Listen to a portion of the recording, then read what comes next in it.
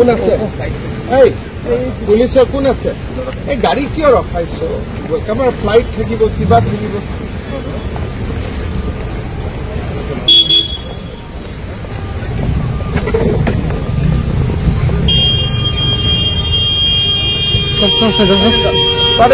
তৰে গুচি দে যাব দে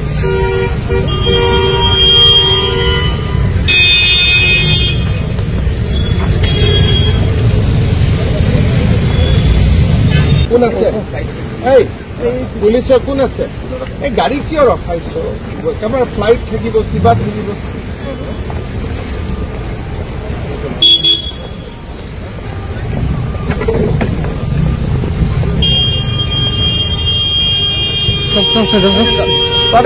তৰে গুচি দে যাব দে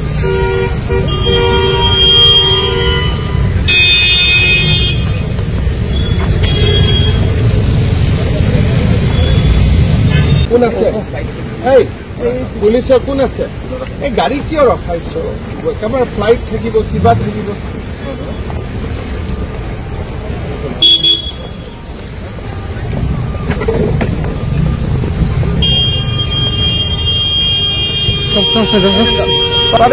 তৰে গুচি দে যাব দে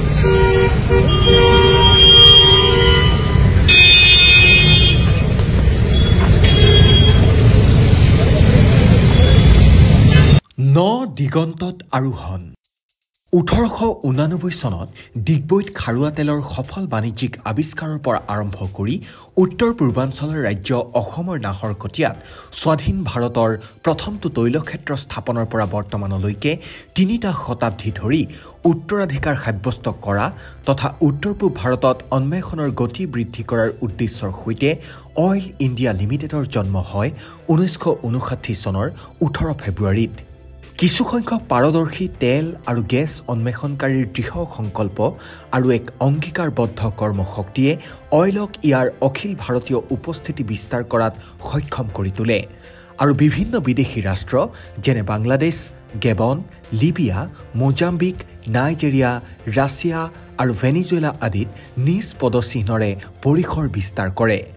আজি মহাৰত্ন ৰাজহুৱা খণ্ডৰ এক প্ৰতিষ্ঠান হিচাপে অইল ইণ্ডিয়া লিমিটেড নিজ অংশীদাৰসকলৰ লগতে সমাজ আৰু বিশ্বৰ বাবে এক ইতিবাচক পৰিৱৰ্তন তথা দীৰ্ঘম্যাদী মূল্যক উৎসাহিত কৰাৰ উদ্দেশ্যে পাৰিপাৰ্শ্বিক সামাজিক আৰু পৰিচালনাৰ নীতিসমূহৰ ওপৰত বিশেষ গুৰুত্ব প্ৰদান কৰি উৎকৃষ্ট কৰ্মদক্ষতাৰ জৰিয়তে ভাৰতৰ বহনক্ষম শক্তি সুৰক্ষাৰ প্ৰতি দায়বদ্ধ